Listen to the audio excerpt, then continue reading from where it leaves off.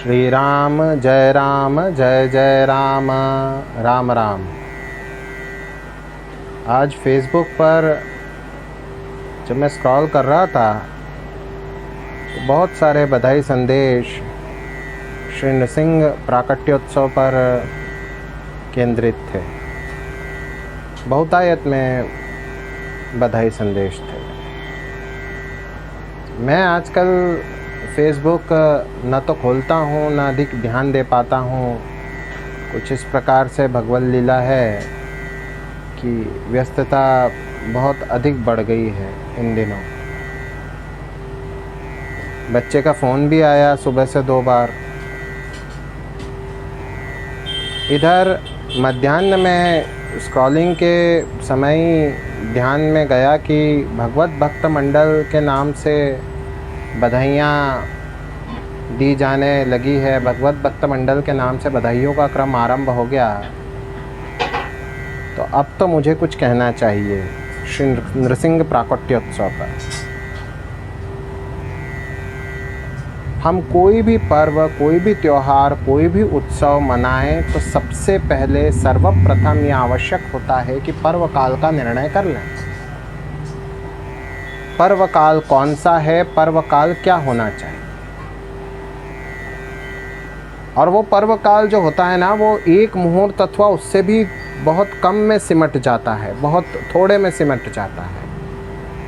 और फिर उस दिवस पर्यंत आप उत्सव मनाते रहिए, या आपकी स्वेच्छा, एक दिन पूर्व एक दिन पश्चात भी मनाइए, आपकी स्वेच्छा। किंतु जो पर्व काल होता है, मूल जो समय होता है उत्सव का, वो बहुत कम होता है।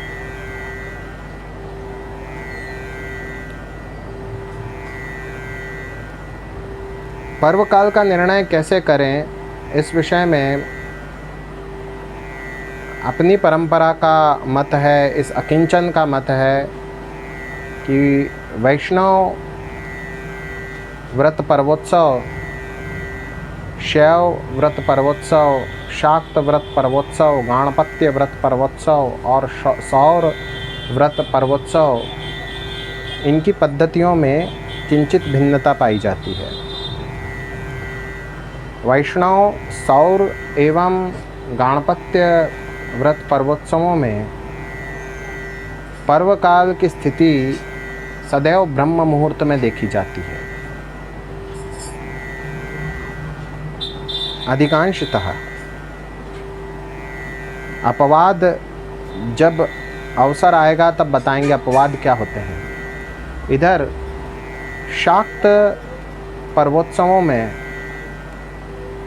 जैसे कि नवरात्र है तो रात्रि का वर्णन है, शिवरात्रि है, शैव व्रत पर्वोत्सवों में अब शिवरात्रि है तो रात्रि का वर्णन है। निशीथ वेला का महात्म्य बहुत बढ़ चढ़ जाता है। ब्रह्म मुहूर्त का जो है महात्म्य इधर भी है, किंतु फिर भी जो पूजा पद्धतियाँ होती है उनमें रात्रि का महात्म्य बहुत अधिक बढ़ जाता है। भगवद अवतारों के प्राकट्य के जब उत्सव मनाए जाते हों तो ऐसे में भगवद अवतारों के प्राकट्य के समय भी मूल पर्व का जो समय है, अर्थात पर्व यदि वैष्णव हैं और तो मूल समय ब्रह्म मुहूर्त होगा, यही देखना चाहिए।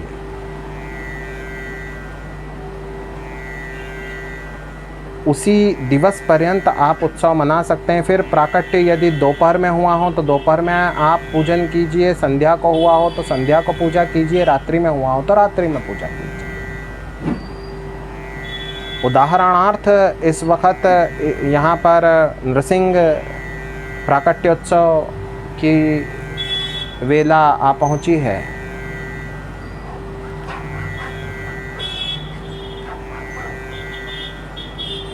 यदि ब्रह्म मुहूर्त अर्थात सूर्योदय से कोई 2, 2.5 अथवा 3 घंटे पहले चतुर्दशी विद्यमान न हो तो ऐसे में किसी भी प्रकार से हमको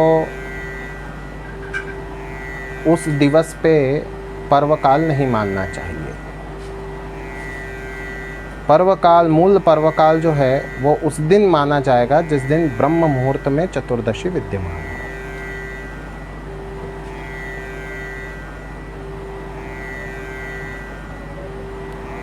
यदि चतुर्दशी तिथि का क्षय हो तो सदैव अगले दिन अर्थात पूर्णिमा के दिन पर्वकाल होगा, और यदि तिथि की वृद्धि हो तो भी पूर्णिमा के दिन ही आप पर्वकाल मनाएंगे। दिवस में जो पर्वकाल मनाते हैं, जो अनुष्ठान करते हैं, फिर आपकी स्वेच्छा कि आप 3 दिवसीय कर रहे हो तो एक दिन पहले से आपने आरंभ कर दिया, दूसरे दिन भी किया, तीसरे दिन भी किया, या 2 दिवसीय किया तो एक दिन उधर भी कवर कर लिया, इधर भी कवर कर लिया। सबकी अपनी अपनी श्रद्धा, पर विषय भगवत भक्त मंडल का है तो मूल मुझे बताना पड़ेगा कि प्रत्येक पर्व अथवा उत्सव अथवा त्योहारों के अपने प्राण होते हैं। जैसे शिवरात्रि पर्व प्राप्त होने पर मैंने रात्रि को विशिष्ट निशीथ वेला में अभिषेक करवाया था, भगवान का अर्चन करवाया था।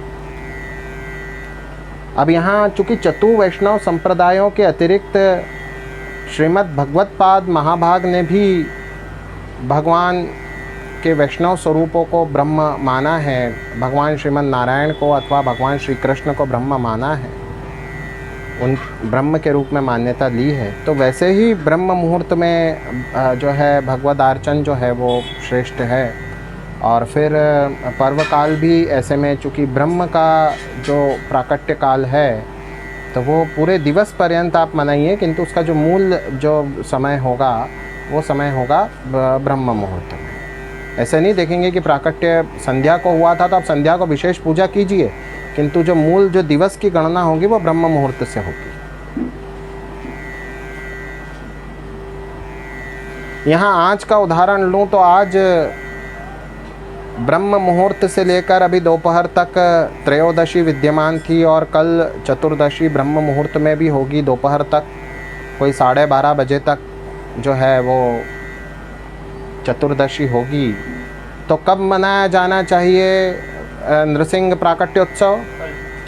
यदि 1 दिवसीय मनाएंगे तो कल ही मनाना, फिर जिसने 2 दिवसीय मनाना वो आज भी मनाए, कल भी मनाए, उसकी स्वेच्छा, तो कल मनाया जाना चाहिए। एतद विषयक एक विस्तृत पोस्ट 100 धारण मैं 3 वर्ष पूर्व लिख चुका हूँ फेसबुक पे ही। एक दीर्घ श्मश्रुधारी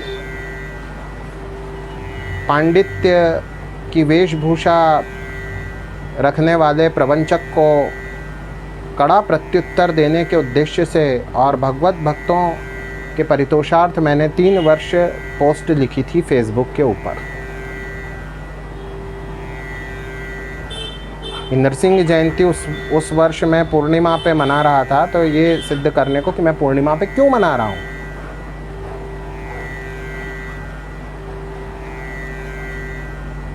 कल दोपहर तक चतुर्दशी रहेगी, परंतु व्रत के जो प्राण हैं वो कल सूर्योदय पे ही प्राप्त होंगे, सूर्योदय के समय ही हमें प्राप्त होंगे व्रत के प्राण, ऐसी मान्यता अपनी है।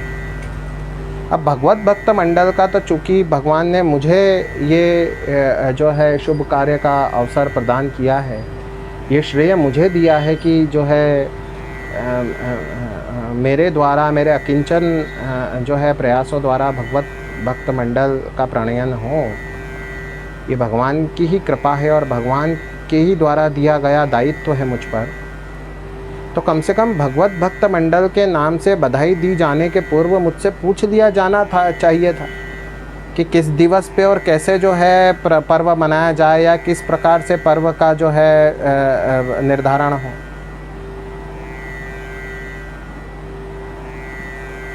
यहाँ निर्धारक व्यक्ति जो है वो शांत बैठा हुआ है, अपने ही भावनाओं में जो है वो विचरण कर रहा है, और इधर जो है सभी अपने अपने अनुसार जो है वो निर्धारण करने लग गए। कैलेंडर देख के कोई निर्धारण कर दिया, किसी ने अखबार देख के निर्धारण कर दिया, किसी के गांव में आज मन रही है तो आज मनाएंगे, नहीं कल मन रही है तो कल मनाएंगे। तो फिर ऐसे में जो है हमारा क्या प्रयोजन है।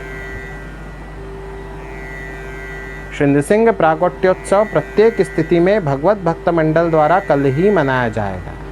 और दुखद बात यह है कि इस विषय में मैंने एक मार्गदर्शक करती हुई पोस्ट जो है वो 3 वर्ष पूर्व लिख दी थी, पर किसी का ध्यान ही नहीं गया उस ओर कि कहना क्या चाह रहे। एकादशी का जो है मार्गदर्शन करती हुई पोस्ट मैंने 4 वर्ष पूर्व लिखी थी कि एकादशी का निर्णय कैसे किया जाना चाहिए, उस ओर भी किसी का ध्यान नहीं गया। अस्तु, तो सब भगवान की लीला है, भगवत लीला है। श्री नृसिंह प्राकट्योत्सव हमारे मतानुसार मूल उत्सव जो है, पर्व के जो प्राण हैं वो कल ब्रह्म मुहूर्त में प्राप्त होंगे, और इसीलिए जो है वो पर्व कल 1 दिवसीय पर्व यदि मनाया जाना है तो कल मनाया जाएगा, भगवत कृपा।